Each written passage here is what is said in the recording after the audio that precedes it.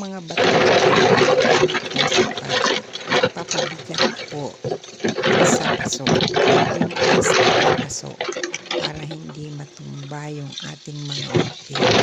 Dahil yung ginagawang kapitan ng orchids, ng ugat ng orchids ay magaan po. So ito po yung pagpapabigat. So yan po ang paso na ginagamit ko, plastic.